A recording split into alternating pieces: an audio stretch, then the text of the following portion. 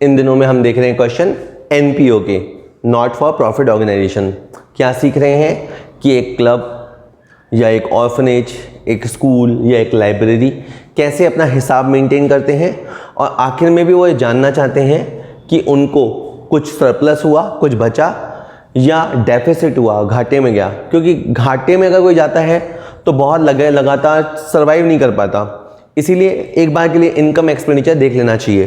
तो करेंटली हम लोग लगातार इनकम एंड एक्सपेंडिचर के क्वेश्चन सॉल्व कर रहे हैं, ठीक है। चलिए, हमें क्या दे रखा है, from the following receipt and payment account. ये बना हुआ है, 3 जगह लिखा हुआ है, receipt and payment account, receipt and payment, आया और गया, ठीक है ना। साफ समझ में आता है, जो आया है उसका फिगर लिखा है, जो गया है उसका अमाउंट लिखा है। तो हम क्या करें, इन्होंने कहा prepare income and expenditure account and the balance sheet. तो इनकी डिमांड है 2 चीज़ों की। तो एक तो बेटा हम बनाएंगे इनकम एंड एक्सपेंडिचर अकाउंट। इसमें जो ईयर होता है वो बहुत मैटर करता है। ये हम बना रहे हैं उस ईयर के लिए जो दिसंबर को एंड हो जाए, यानी जो हमारा ईयर एंडिंग है वो है 31 दिसंबर 2019। इसे पढ़ा जाएगा 1819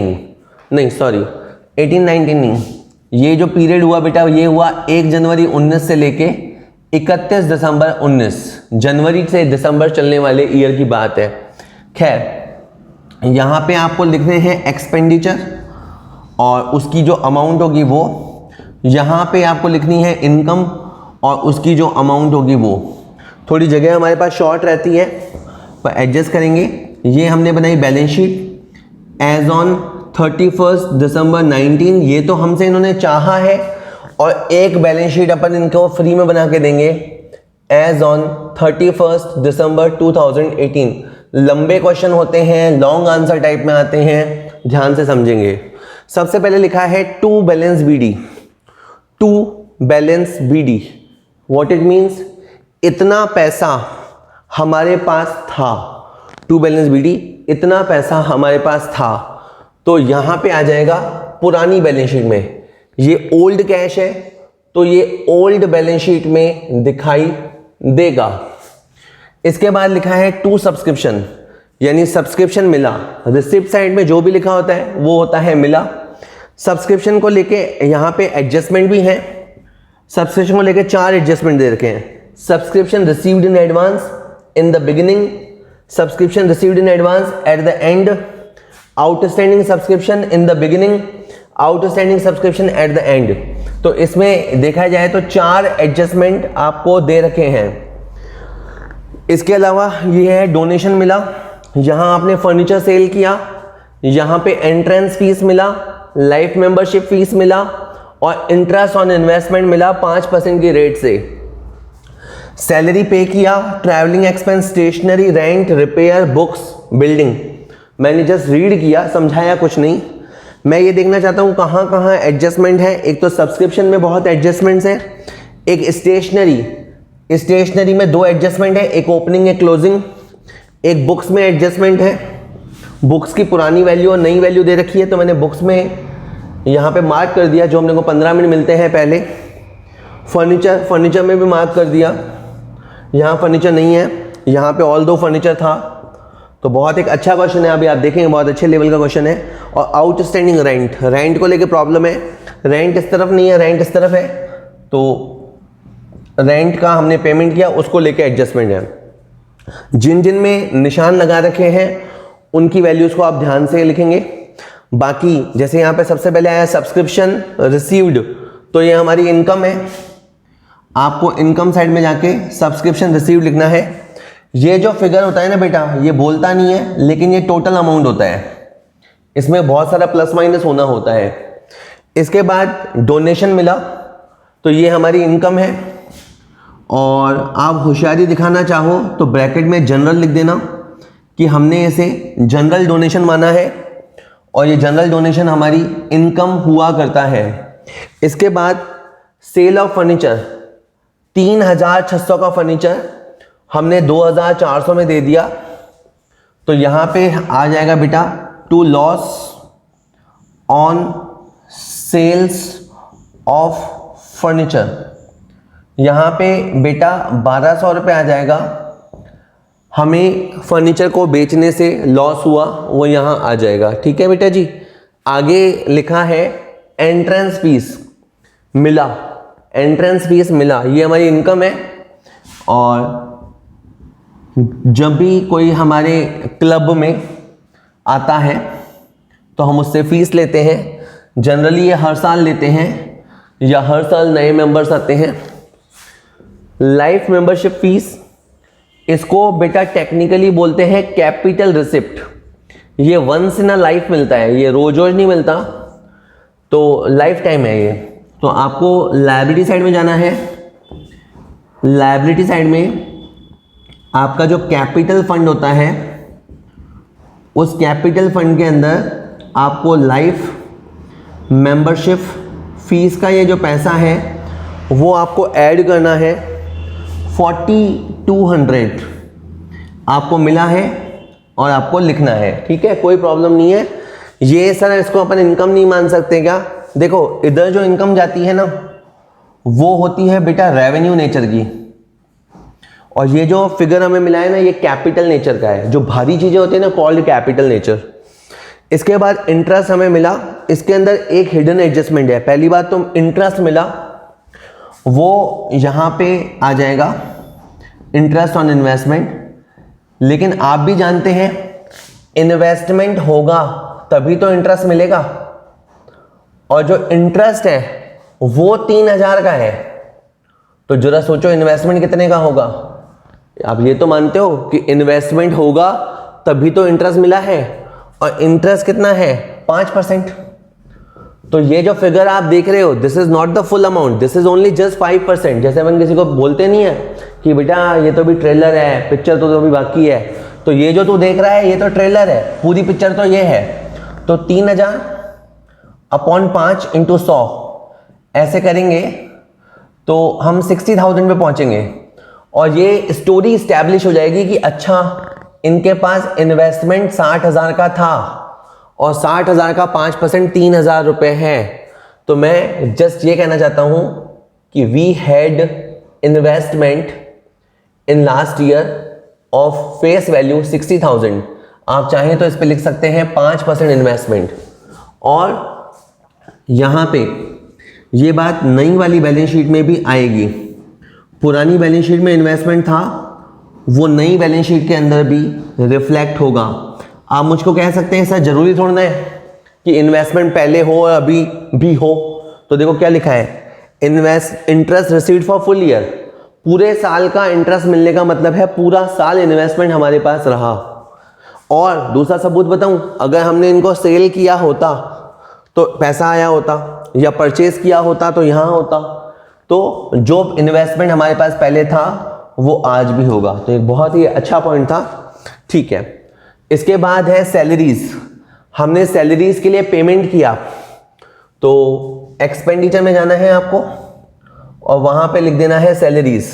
इस पे देखो कोई मार्क नहीं लगा हुआ, तो आप बेधड़क बेझिझक विदाउट एनी हेजिटेशन आगे बढ़ो और अमाउंट लिख दो। इसके बाद है ट्रैवलिंग एक्सपेंस। तो एक्सपेंसेस सारे के सारे अपने को यहां लिखने हैं। हम ये रूल इसीलिए बनाते हैं कि भैया इनकम इस तरफ एक्सपेंस इस तरफ। हर जगह रूल होते हैं, इवन ट्रैफिक के रूल होते हैं, भैया गाड़ी इधर जानी है उधर से आनी है, रूल होते हैं, वैसे ही रूल है। इसके बाद है स्टेशनरी। तो देखो मैं स्टेशनरी में आपको एक नई बात बताता हूँ, थोड़ी सी नई है, ज़्यादा पुरानी नहीं। एक वीडियो अगली में बनाऊंगा वो पूरी स्टेशनरी पे होगी। नाम है स्टेशनरी कंज्यूम्ड। थोड़ी यहाँ जगह करते हैं। देखो एक वर्ड है opening stock plus purchase minus closing stock.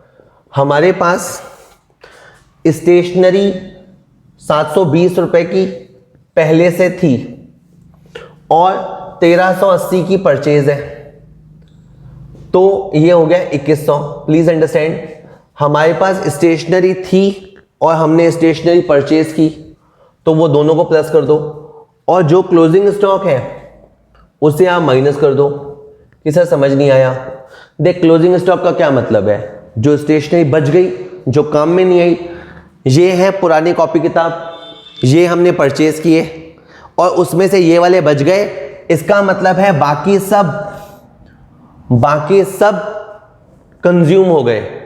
तो ये जो अमाउंट आप देख रहे हैं वो है स्टेशनरी कंज्यूम्ड। एक बात मैं अभी बता देता हूं, स्टॉक ऑफ स्टेशनरी पुरानी बैलेंस शीट में भी आएगा और स्टॉक ऑफ स्टेशनरी नई बैलेंस शीट में भी आएगा। इसमें जो पुराना स्टॉक है वो पुरानी बैलेंस शीट में और नया जो बचा हुआ स्टॉक है वो नई बैलेंस शीट में। इसलिए बैलेंस शीट हर दिन चेंज होती है, बैलेंस शीट हर दिन के ट्रांजैक्शंस के बाद चेंज हो जाती है। इसलिए बैलेंस शीट पे लिखना पड़ता है कि यह कब की बैलेंस शीट है, ठीक है। इसके बाद रेंट, ये रेंट हमने पेमेंट किया है तो यहाँ पे अपन ने रेंट लिखा और अपन इसमें सिंपली जानते हैं आउटस्टैंडिंग रेंट का एडजस्टमेंट दे रखा है, आउटस्टैंडिंग रेंट। तो अपने को आउटस्टैंडिंग रेंट करंट ईयर ये तो प्लस करना है और outstanding rent last year minus करना है। तो अपने को इसके अंदर जो 1200 रुपये हैं वो ऐड करने हैं, ये वाले 1200 और ये वाले 600 लेस करने हैं। इस तरह से आप प्लस माइनस करने के बाद 10,200 में पहुंचेंगे। रेंट हम पे किया करते हैं तो मैंने यहां पे लिखा आउटस्टैंडिंग रेंट लायबिलिटी। पहले हमारे ऊपर 600 का लायबिलिटी था और अभी हमारे ऊपर जो रेंट का आउटस्टैंडिंग का लायबिलिटी है बेटा जी वो 1200 रुपये का है। तो rent outstanding is a liability, okay. Next is repair. हमने रिपेयर का पेमेंट किया, रिपेयर भी हमारे लिए एक्सपेंस है। रिपेयर्स के लिए हमने 420 रुपया एक्सपेंस किया। इसके बाद हमने बुक्स परचेज किया, बहुत अच्छी बात है। बुक्स पहले भी थे, तो पहले हमारे पास बुक्स थे 8100 के, यहाँ से आप देख सकते हैं 8100 के, ये बुक्स हैं 8100 के। मैंने यहाँ पे लिखा एडिशन, परचेज करने की जगह आप एडिशन लिख सकते हैं 3600। तो ये टोटल होता है 11700, जबकि यहां पे बुक्स दे रखे हैं 9900। तो बुक्स में क्या हुआ होगा, डेप्रीसिएशन लग गया होगा। इन दोनों का जो गैप है उसे आप डेप्रीसिएशन कह सकते हैं। रिपीट, हमारे पास पहले बुक्स थे ये वाले, ये हमने परचेज किए और टोटल जितना होना चाहिए उससे कम टोटल है, तो जो गैप है उसे मैं डेप्रीसिएशन मानूंगा और मैंने यहां पे लिख दिया to depreciation on books. Okay बेटा जी, ये 1800 रुपये का डेप्रीसिएशन ऑन बुक्स हो गया। इसके अलावा हमने बिल्डिंग परचेज किया है। पहले हमारे पास बिल्डिंग नहीं था, अभी जो हमारा नया बैलेंस शीट बनेगा उसमें बिल्डिंग रिफ्लेक्ट होगा और उसमें 18,000 रुपये पे बिल्डिंग रिफ्लेक्ट होगा। इसके अलावा बैलेंस शीट है, ये हमारा बचा हुआ कैश है। ये कैश हमारी बैलेंस शीट में 1080 रुपये पे रिफ्लेक्ट होगा। कि सर क्वेश्चन हो गया, एक मिनट, इसमें सब्सक्रिप्शन का पॉइंट बाकी है। तो जो सब्सक्रिप्शन इन एडवांस है वो माइनस होगा, जो सब्सक्रिप्शन एडवांस मिला है वो माइनस होगा और जो एडवांस लास्ट ईयर वाला है वो प्लस होगा। ये प्लस माइनस करने का चक्कर आपको नहीं समझ में आता तो मैंने एक सब्सक्रिप्शन पे फुल वीडियो बना रखी है, प्लीज आप उसे देख के आइएगा, वो आप जरूर से देखना। इसी तरह से आउटस्टैंडिंग जो होता है करंट ईयर का वो प्लस होगा और जो आउटस्टैंडिंग लास्ट ईयर वाला है वो माइनस होगा। ये सारे अमाउंट क्वेश्चन में गिवन है, मैं वहीं से ले रहा हूं, आप क्वेश्चन का स्क्रीनशॉट ले लेना। मैं एक बार बता देता हूं, ये जो सब्सक्रिप्शन एडवांस वाला है वो किया है मैंने माइनस, तो फिर ये पुराना वाला है ना वो उल्टा रिएक्ट करेगा। इसी तरह से जो आउटस्टैंडिंग है वो किया है मैंने प्लस और जो पुराना वाला है वो माइनस होगा। ठीक है, इस प्लस माइनस के चक्कर के बाद आप कहाँ पहुँचेंगे, मैं कैलकुलेटर से निकाल देता हूँ कि 36,120 प्लस 1920, सॉरी माइनस 1920 माइनस है, 36,120 माइनस 1920 प्लस 600 प्लस 2220 माइनस 1200। तो बेटा जी ये हो गया है आपका 35,820। ठीक है, चलिए एक बार जल्दी से देख लेते हैं। 300, 900, 1200, हाँ ठीक है, ठीक है, ये मैंने कर लिया। अब और सुनिएगा, ये जो सब्सक्रिप्शन हमें एडवांस में मिला है वो लायबिलिटी है, तो अभी वाला अमाउंट अभी वाली बैलेंस शीट में जाएगा, और जो पुराना वाला अमाउंट है, क्योंकि नेचर तो एडवांस ही है ना, तो लायबिलिटी में ही जाएगा। कोई पूछे आउटस्टैंडिंग सब्सक्रिप्शन कहाँ जाएगा, तो आप बिंदास बोलिए असेट्स में जाएगा। हाँ ये बात जरूर है कि अभी वाला अभी वाली बैलेंस शीट में जाएगा, और जो पुराना वाला है वो पुरानी बैलेंस शीट में जाएगा। अब मैं देखना चाहता हूँ कुछ रह तो नहीं गया, तो अपन सबसे पहले पुरानी बैलेंस शीट को कंप्लीट करते हैं।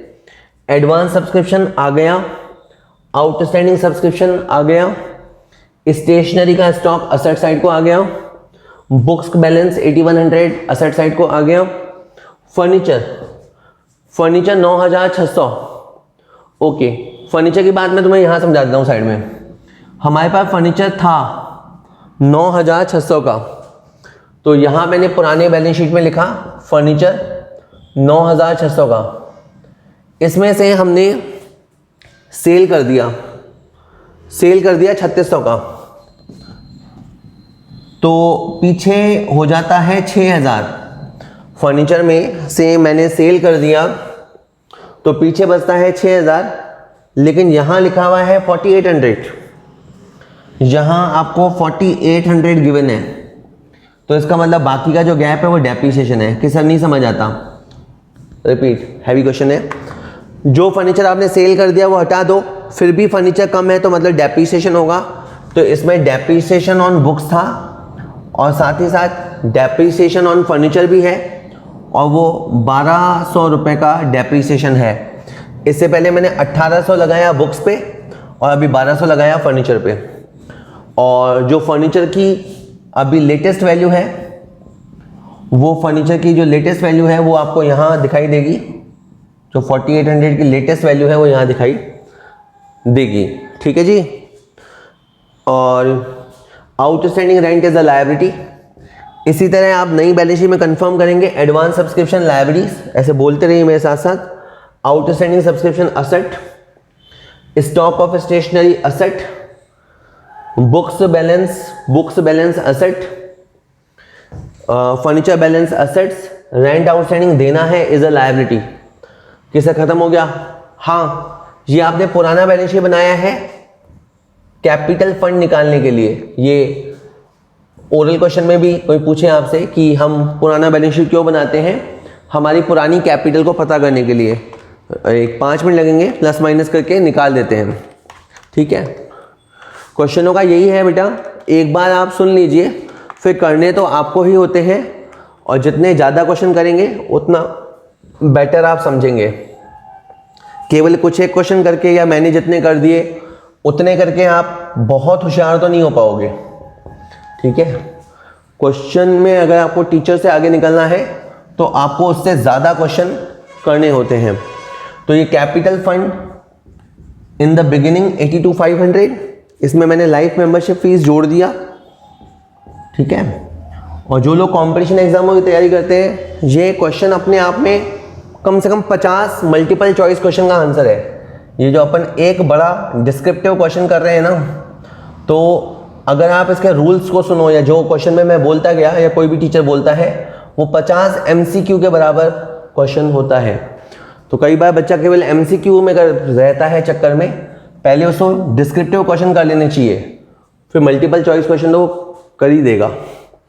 चलिए, अब आपकी इनकम की तरफ है बेटा 35,820, 1800, 480 और 3000, 41,100। ये है आपकी इनकम की तरफ का टोटल 41,100।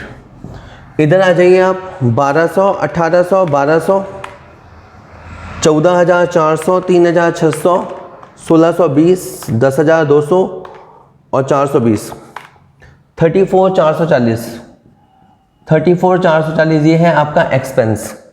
दोनों का आप गैप निकालिए और ये जो गैप आता है बेटा जी उसे अपन सरप्लस कहा करते हैं। इनकम साइड का और एक्सपेंडिचर साइड का जो गैप आता है, इनकम ज़्यादा है इसलिए इस गैप को सरप्लस नाम दिया जाएगा, इनकम ज़्यादा है इसलिए। और इस सरप्लस को आप अपने क्लोजिंग कैपिटल फंड में जोड़ देंगे या कहें जोड़ेंगे तो आपको कैपिटल फंड क्लोजिंग पता चलेगा। ठीक है, आखिर में हम प्रे करेंगे कि हमारी बैलेंस शीट बराबर हो जाए, और प्रैक्टिस जिनकी होती है उनको प्रे करने की ज़रूरत नहीं पड़ती, उनकी बैलेंस शीट वैसे ही मैच हो जाया करती है। 96,480 हो रहा है, 1080, 18,000, 4,800, 480, 60,000, 9,900, 2,220, 96,480, 96,480। तो ठीक है बेटा, मैच हो गया है। भारी क्वेश्चन रहा, नहीं कहूँगा आसान क्वेश्चन था, लेकिन ये भी कि अब आप 9वें 10वें वीडियो तक आ गए हैं तो टफ क्वेश्चन तो आना ही है। चलिए, हो गया है।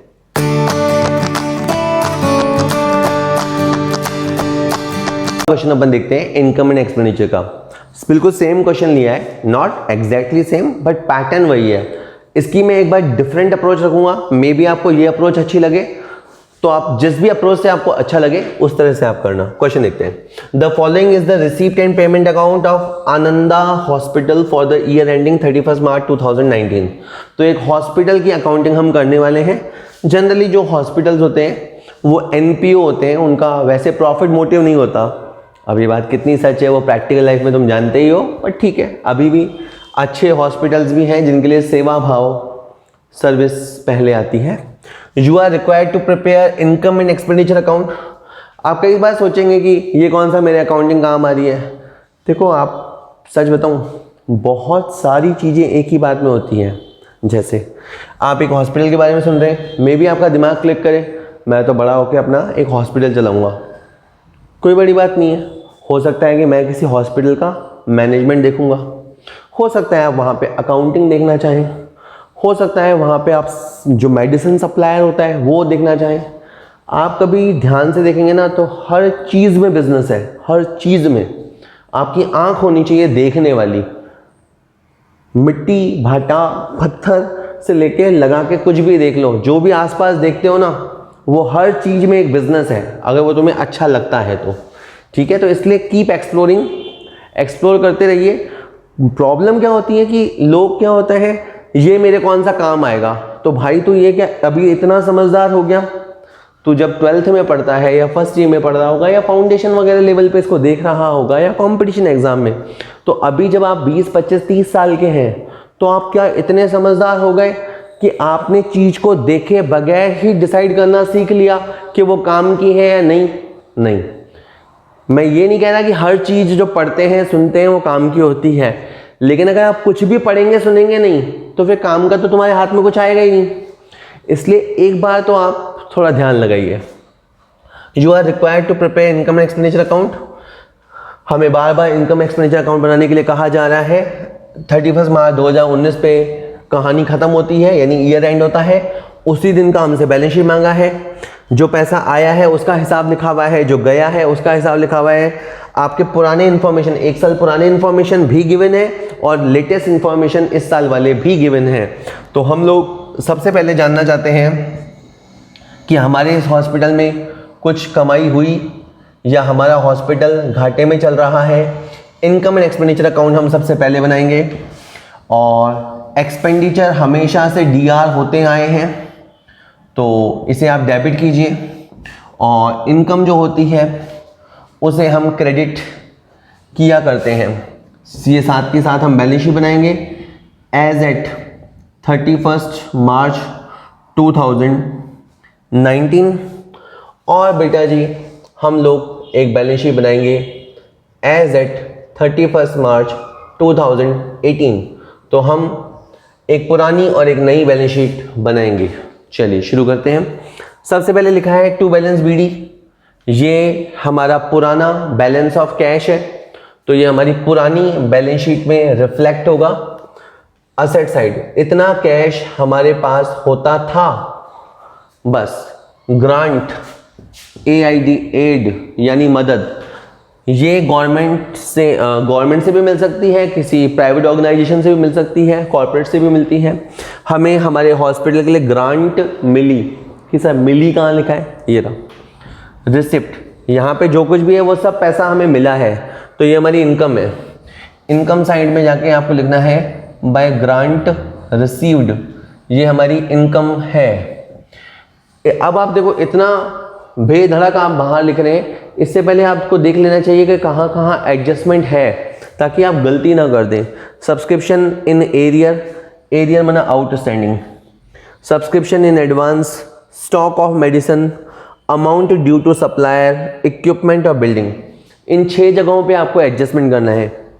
पहले 2 एडजस्टमेंट, या 2 की जगह 4 ही बोल दो, क्योंकि 2 ओपनिंग एडजस्टमेंट है और 2 क्लोजिंग, तो 4 एडजस्टमेंट सब्सक्रिप्शन के रिगार्डिंग है।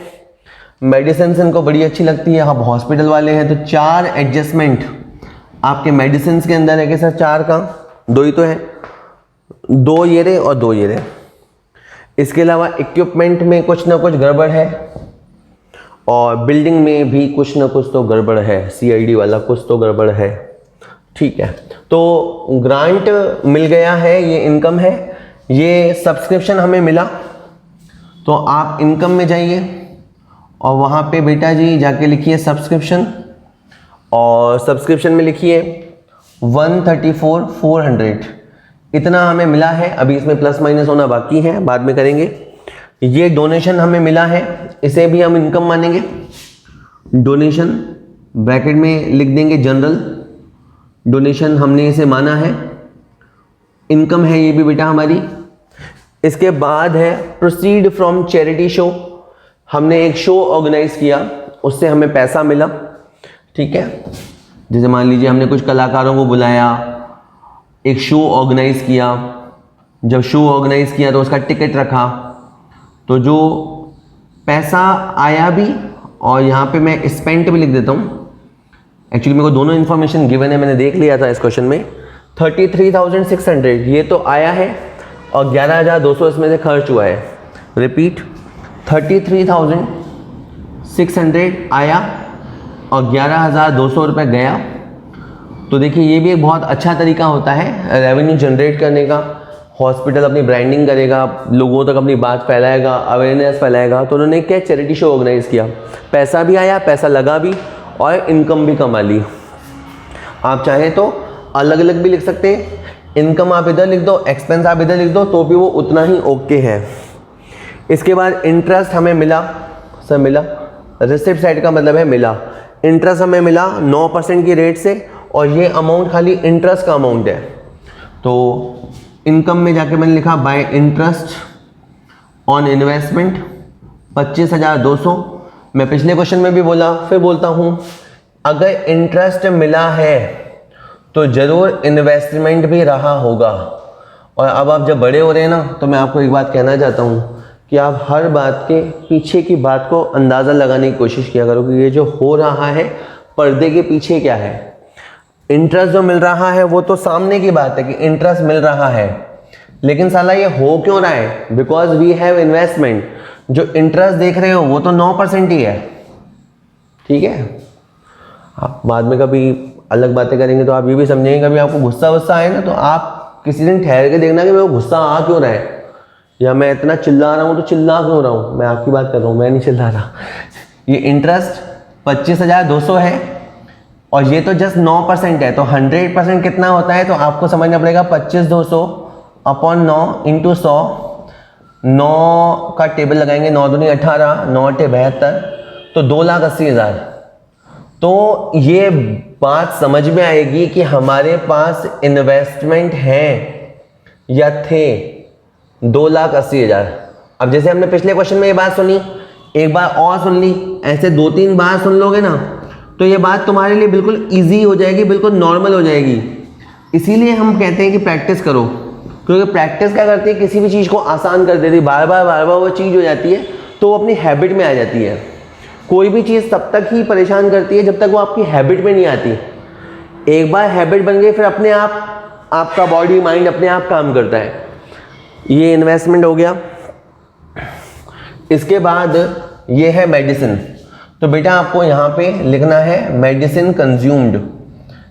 मेडिसिन कंज्यूम्ड का इस बार एडजस्टमेंट बहुत ही तगड़ा रहने वाला है, भूलिएगा नहीं। आप अगला वीडियो जरूर देखिएगा जिसमें मैं मेडिसिन कंज्यूम्ड, स्टेशनरी कंज्यूम्ड पे वो वीडियो में बनाऊंगा, उसे आप ज़रूर देखिएगा। अभी के लिए तो इसे 92,400 को मैंने अंदर लिख दिया। सैलरी पेड, किस पेड कहाँ लिखा है, अरे ये लिखा हुआ है सैलरी पेड, तो इसे हम एक्सपेंस की तरह ट्रीट करेंगे। आजकल तो इसके बारे में एडजस्टमेंट ही नहीं देते सैलरी वगैरह पे। डॉक्टर को फीस चुकाया, ये भी एक्सपेंडिचर है। कई बार ये होता है कि हमें हॉस्पिटल्स की कमाई दिखती है लेकिन वो जो डॉक्टर्स को हाईली पे करते हैं वो नहीं दिखता। इसके बाद जनरल एक्सपेंस, ये भी आपका डीआर साइड की तरफ आएगा। इक्विपमेंट में कुछ प्रॉब्लम है, चलो इसको बता ही देता हूँ मैं आपको। हमारे पास पहले इक्विपमेंट होता था 75,600 का और फिर हमने अभी परचेज किया है 42,000 का। अगर इन दोनों को आप मिला दें तो 1,17,600 बनता है और अभी जो दिखाई दे रहा है वो 95,200 दिखाई दे रहा है। कि सर वापस बताओ, हमारे पास जो इक्विपमेंट ओल्ड था और जो न्यू था उस हिसाब से हमारा टोटल होता है 1,17,600, बट यहाँ बोल रहा है इक्विपमेंट 95,200। तो जो गैप है, जो आप गैप देख रहे हैं उसे आप डेप्रीसिएशन मान लेना। इस अमाउंट और इस अमाउंट का जो गैप है वो डेप्रीसिएशन माना जाएगा। मैंने यहाँ पे लिखा टू डेप्रीसिएशन इक्विपमेंट। ऐसा क्वेश्चन भी अपन ने पहले देखा था। डेप्रीसिएबल आइटम के साथ यही प्रॉब्लम होता है, तो ये वाली बात है। ठीक है, चलिए चैरिटी शो का एक्सपेंस मैं कंसीडर कर चुका और जो बैलेंस शीट है वो मेरा बचा हुआ पैसा है। मेरा जो बचा हुआ पैसा है वो बैलेंस शीट में रिफ्लेक्ट होगा। अब मैं बताया था कैसे आप अप्रोच चेंज कर सकते हैं। देखो पहले आप पुराने अमाउंट देख लो। सब्सक्रिप्शन आउटस्टैंडिंग क्या होता है, असेट। सब्सक्रिप्शन आउटस्टैंडिंग होता है या एरियर मतलब बकाया, तो वो हमारे लिए क्या है बेटा जी, असेट। सब्सक्रिप्शन इन एडवांस, हमें जो सब्सक्रिप्शन बिना कमाए मिल गया, टाइम से पहले ही मिल गया, वो क्या होता है, लायबिलिटी। स्टॉक ऑफ मेडिसिन, हमारे हॉस्पिटल में जो दवाइयों का स्टॉक है वो हमारे लिए क्या है, असेट है। नो डाउट, आप जब किसी हॉस्पिटल में जाते हैं तो उनकी जो फार्मेसी होती है वहाँ पे जो दवाइयाँ पड़ी हैं वो क्या है, नो डाउट उनकी असेट है। कि सर एसेट कैसे हो गया, इन्वेंट्री सामान। इसके अलावा ये नई बात है, अमाउंट ड्यू टू सप्लायर। हमें सप्लायर को अमाउंट देना है, तो यहाँ लिखा मैंने अमाउंट ड्यू टू सप्लायर। इसका क्या मतलब है, हमें जो दवाइयाँ मंगाते हैं उन दवाइयों का बिल बाकी है और वो बिल बाकी है लाइब्रेरीज। इसके अलावा इक्विपमेंट क्या होता है, असेट होता है।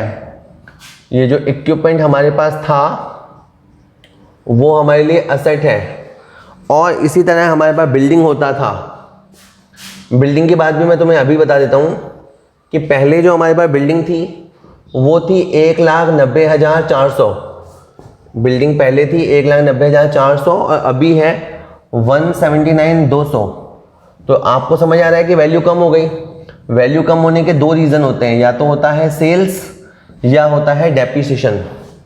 असेट की वैल्यू दो तरीके से कम होती है, उसको बेचने से या उसे यूज करने से, डेप्रिसिएशन की वजह से।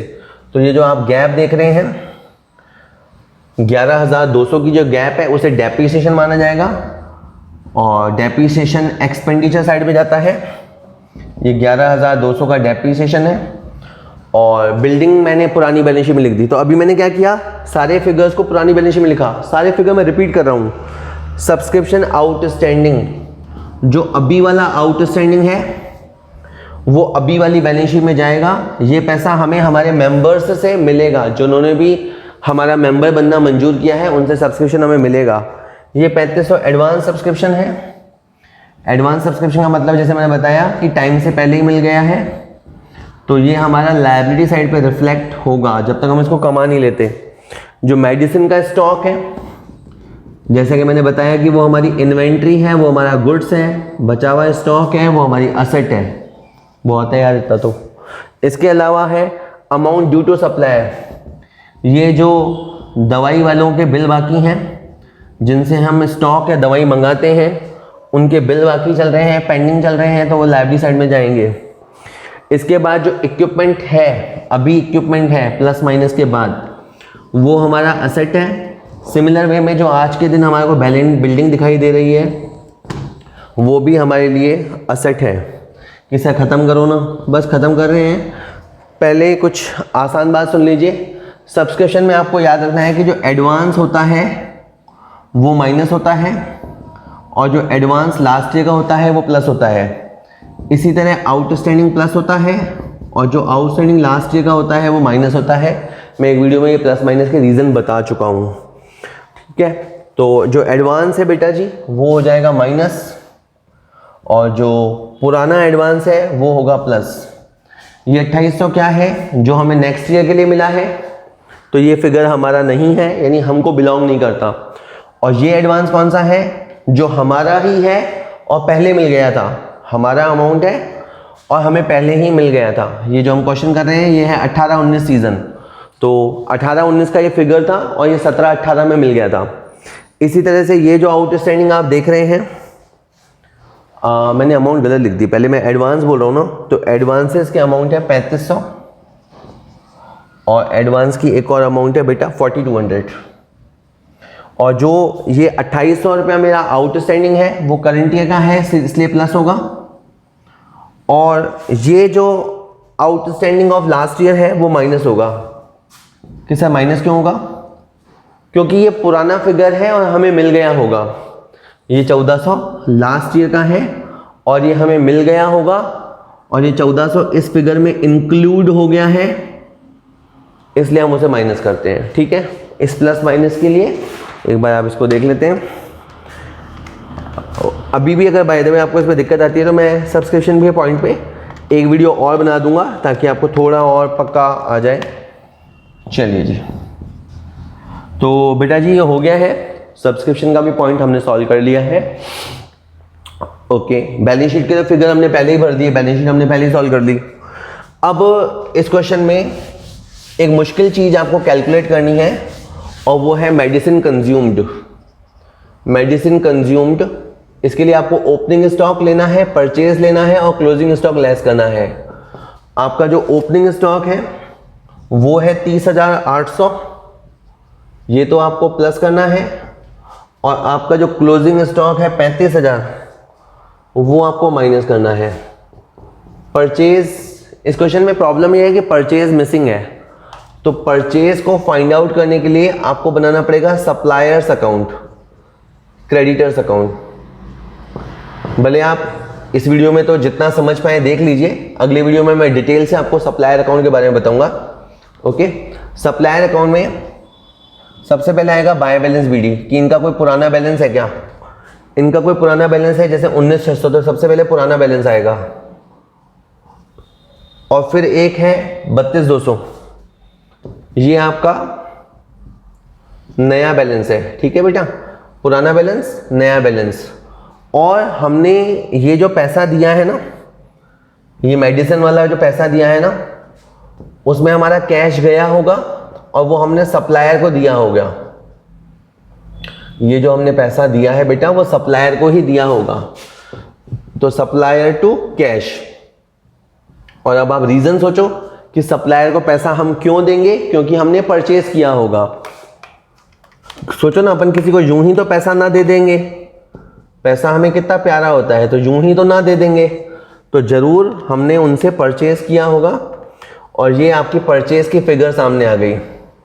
और अब आप ये सोचो कि हम परचेज क्यों करेंगे, क्योंकि हमें कंज्यूम करना है, हॉस्पिटल चलाना है, मरीजों को दवाइयाँ देनी है, तो ये परचेज हमने करा है अभी, ये हमारे पास पुराना स्टॉक है, और इसमें से ये बच गया है, और ये जो गैप है वो कंज्यूम्ड हो गया। इस क्वेश्चन में ही 10 MCQ बन सकते हैं कि पुराना स्टॉक कहाँ जाएगा, नया स्टॉक कहाँ जाएगा, क्रेडिटर कहाँ जाएगा, जो हमने कंज्यूम किया जो हमने कंज्यूम किया वो आपका DR साइड में आएगा। कंज्यूम का हमेशा फॉर्मूला होता है opening stock plus purchases minus closing stock. हमारे पास पहले जो स्टॉक था उसमें जो हमने परचेज किया उसे जोड़ दीजिए और जो बच गया उसे लेस कर दीजिए, आपका फिगर आ जाएगा। बैलेंस शीट तक हम चीज़ों को पहुंचा चुके हैं। फिर आपको सारा इतना बिखेरा करने के बाद अब आपको समेटा करना है, दैट इज चीज़ों को पैक खत्म करना है। देखिए क्वेश्चन शुरू करना भी आना चाहिए और ख़त्म करना भी आना चाहिए। तो आपके पास क्या क्या है, थोड़ी सी ये लंबी वीडियो रहेगी आपके लिए, थोड़ी हैवी भी, पर जो पढ़ेगा सो सीखेगा। ठीक है, आप कभी साइकोलॉजी वगैरह समझेंगे ना तो एक बात आप ये भी समझेंगे कि जब आप ये सीखते हैं तो आप सीखना भी सीखते हैं। तो आपको बताओ, जब आप एक क्वेश्चन सीख रहे हैं ना तो आपका ब्रेन काम कर रहा है, तो आपको सीखना आ रहा है। जब वो आ जाता है तो फिर आप कुछ भी सीख लेते हैं। अगर आज आप ये जो नई चीज़ है, अगर इसे नई चीज़ कहें, ये सीख सकते हैं तो एक कॉन्फिडेंस ये भी तो पैदा होता है कि हम जो चाहें वो सीख सकते हैं। सीख सकते हो, आज ये समझ में आ रहा है तो कल वो भी समझ में आएगा। जिसमें भी अपन अप्रोच करेंगे, जिसमें भी अपन ट्राई करेंगे, वो सब समझ में आएगा। ठीक है, 5,78,200। ये वाला साइड में से ये वाला साइड का गैप निकाला, जो गैप होता है उसे कैपिटल कहते हैं। एनपीओ वाले चैप्टर में उसे कैपिटल फंड कहते हैं। कैपिटल फंड आ जाएगा आपका यहां पे, पुरानी बैलेंस शीट से फिगर नई बैलेंस शीट में आ जाएगा। इसके बाद हम अपनी इनकम का हिसाब लगाएंगे। इनकम की तरफ है 56,000 ग्रांट रिसीव, 136,500 सब्सक्रिप्शन इनकम। इसे पढ़ा जाता है सब्सक्रिप्शन रिसीव्ड, इसे पढ़ा जाता है इनकम फ्रॉम सब्सक्रिप्शन। ठीक है, और बेटा जी 22,400 चैरिटी शो, 25,200 का इंटरेस्ट। ये आपका इनकम साइड है इतना भारी 282,100। ये है आपकी इनकम। एक्सपेंडिचर भी कम नहीं है। Medicine consumed, salary, fees to doctors, general expenses, depreciation equipment, depreciation building. Well यहाँ पे भी तगड़ी टक्कर है, 2,75,560। फिर भी हमारी इनकम थोड़ी ज़्यादा है, इनकम हमारी थोड़ी ज़्यादा है और इतना आपका गैप है। ये जो गैप है इसे सरप्लस रीड करेंगे, ये जो गैप है इसे सरप्लस रीड करेंगे और इसे हम कैपिटल फंड में जोड़ देंगे। कैपिटल फंड में जोड़ देंगे 6,540 और 5,78,200, 5,84,740। सर थक गए हम तो। हैवी क्वेश्चन है, इतना हैवी नहीं आता कई बार 12th बोर्ड में, लेकिन अगर आप इसको कर सकते हो तो फिर तो आप कोई सा भी क्वेश्चन कर सकते हो, ये आप मान लीजिए आप। ठीक है, बाकी रहा क्वेश्चन के टफ होने का, तो इससे टफ क्वेश्चन भी वैसे तो होते हैं। थोड़ा सा मिसमैच हो रहा है। 615,440 जी सी गलती थी, प्लीज़ गौर कीजिएगा। यहाँ जो फीस टू डॉक्टर है ना वो 62 नहीं है, ये 67,200 है। तो क्वेश्चन में ही प्रॉब्लम थी छोटी सी। अब जैसे ही ये फीस टू डॉक्टर 62 की जगह मैं 67 करता हूँ तो क्या होता है, एक्सपेंडिचर बढ़ गया। एक्सपेंडिचर बढ़ गया तो अब आपका गैप आएगा बेटा 1540। इन दोनों साइडों का जब आप गैप करेंगे तो 1540 आएगा, ये 1540 आएगा। कैपिटल फंड में इतना जुड़ेगा, 5,78,200 आपका पुराना है, तो 579,740। अल्टीमेटली यू विल सी आपका 615,440 मैच हो जाएगा। तो ये साइड आ गई थी, इस साइड में प्रॉब्लम हुआ था। मैंने तुम्हें क्वेश्चन ढूंढने के लिए कहा था, लेकिन फिर मैंने कहा मुझे ही बता देना चाहिए क्योंकि क्वेश्चन में ही प्रॉब्लम है। ठीक है, और जब सीए बनोगे ना तो फिर आपको क्वेश्चन के अंदर मिस्टेक ढूंढनी आ जाएगी। जब आप सीए की तरफ जाएंगे ना तो क्वेश्चन के अंदर ही मिस्टेक क्यों नहीं आएगी, और कोई जो होशियार बच्चा होगा वो ढूंढ लेगा कि यहाँ प्रॉब्लम थी या इनमें से किसी भी अमाउंट में 5,000 की प्रॉब्लम थी। चलिए बहुत है।